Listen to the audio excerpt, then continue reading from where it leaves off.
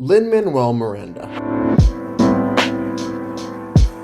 If you've seen any of the most popular Broadway shows or any Disney movies in the past 5 years, then there's a 99% chance that you've experienced the writing artistry and enigma that is Lin Manuel Miranda. For some of you, maybe just saying his name brings up 30 songs in your head, of course all sung by him. But if just his name isn't enough, how about this? Please welcome Lin Manuel Miranda. Hi, I'm stage and now screen's Lin Manuel Miranda. You grew up as like a theater kid. You loved musicals growing up, right? Yes. I'm always thrilled when theater gets off the arts page and into our common conversation. And love is love is love is love is love. Hey, Lin Manuel Miranda. Nice. That's really sweet that's one of the autocompletes. Is that real? All I want to do is have the effect on young audiences and new audiences. Was the second musical I saw, and it was about like an ugly songwriter who like wants to get girls to notice him. Yeah. And I was like, I know all about that. The alternative is you go through life and you had this great idea and nothing came of it because you got tired. That sucks.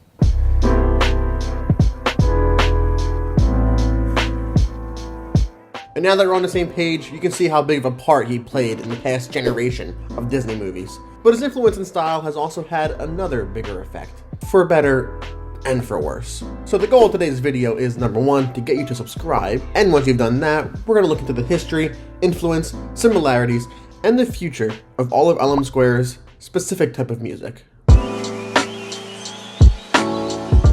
Born in 1980 to a political consultant and a psychiatrist, Lin's parents emigrated from Puerto Rico to northern Manhattan, where he was born and raised and fell in love with songwriting. He first started writing his own music in 7th grade and worked his ass off until college, where he was first able to debut his musical, In the Heights. For years, working as an English teacher full-time in his old high school and producing and starring in his own show, he finally got his big break in 2008, opening on Broadway for the first time, after convincing them that maybe this rap musical is the next big thing. And to no one's surprise, it was a massive success, winning multiple awards and propelling Lin into the spotlight. But no one guessed only 7 years later, in 2015, he would drop the most popular Broadway show of all time. Dear Evan Hansen. No, I'm just kidding.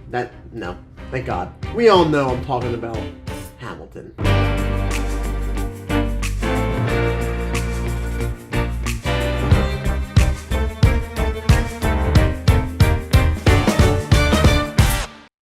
This hip-hop themed show about the guy on the $20 bill went hard and blew up all around the world.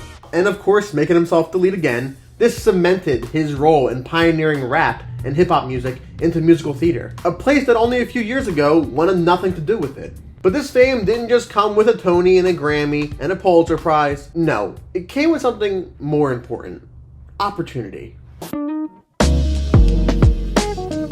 It started with Moana, where his signature hip-hop heavy rhythmic style came out in the opening number, and of course the number sung by everyone's favorite sellout. Encanto came next, breaking the box office again, no doubt thanks to the well-thought-out, constructed, and energetic music that accompanied it. Especially in this movie where they lean more heavily into it, music that if you listen to, you know who wrote it. This formula stayed true, and Lin's concise and lyrical tone only deepened the reliance that Disney had on this man.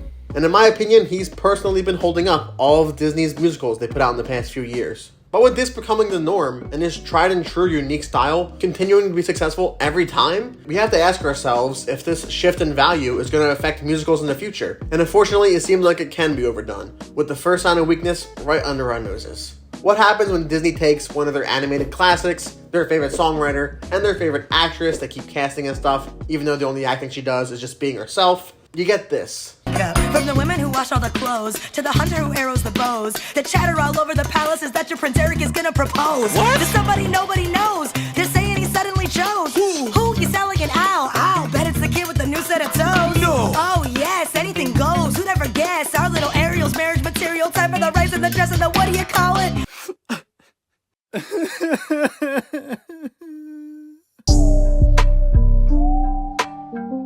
As I've mentioned, these previous works by Lin fall under the same umbrella of his style. Lin relies heavily on alliteration, rhythmic switching, interlacing verses, and as Maui puts it best, the breakaway. Don't get me wrong, not every single song is the same. In most of his productions, there are songs that don't have any rap or hip hop in them at all. I usually refer to these as a sad girl belt song that offer a nice break in the momentum, and they're always the ones I lose my voice to singing to them in the car. However, the real test to the Lin Manuel Miranda effect is blindly trying to guess which song goes with which musical.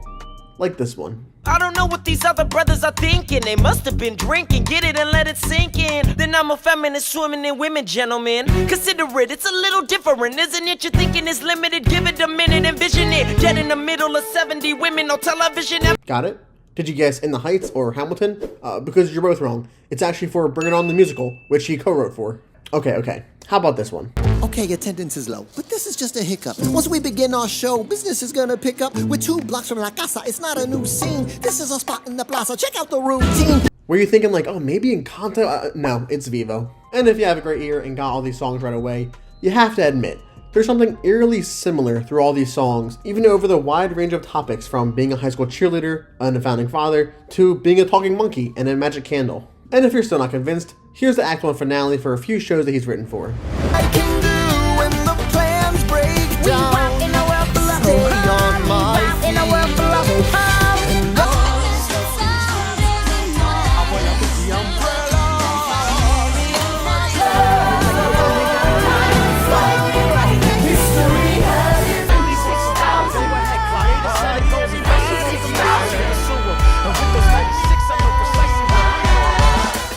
So needless to say, the Lin Manuel Miranda effect is quickly becoming the most recognizable music out there, which is partly why I didn't even need to check if he wrote Awkwafina's rap for Little Mermaid, because I just knew it. So the question remains, is this good or bad? And what does the future of musicals look like? I'll start off by saying I don't think any of these similarities change how great these songs are. When Lin is part of a project, we all have an expectation, an assumption, that the style that shot him into the industry in the first place is what we're going to see again and again. And this ability to convey character, motivation, and important information all into his music is super impressive. A lot of his lyrics provide insight to our character, and even though I can hear it in Lin's voice every time they rap, I still appreciate the love and care that goes into his storytelling, even if it's all vaguely familiar. Except this song, what is this? It's so bad. Why is there a bird breathing underwater? I can see in the near future his style becoming a lot more popular with other artists who use his momentum to write their own pieces of music that make you question every time, did he do this? But that makes me wonder if the reliance on this type of storytelling is the only kind audiences will vibe with, creating a vacuum of creativity. His music got popular because it was different, new, and refreshing. But once that gimmick gets old, will he be able to adapt? Or will Hollywood force him to use his magic in a never-ending game of fill the executives' pockets as quick as possible? And while I'm not confident that Little Mermaid is gonna be good, if Lin continues to release new and oddly related music, save me a seat. Thank you guys all for watching. I hope you have a better understanding of the Lin Manuel Miranda effect as I see it, and I'm sure as many of you guys have noticed over the past few years of him becoming more and more popular. Make sure to subscribe, like, comment down below your favorite musical that Lin Manuel Miranda has ever written, and as always, thanks for watching.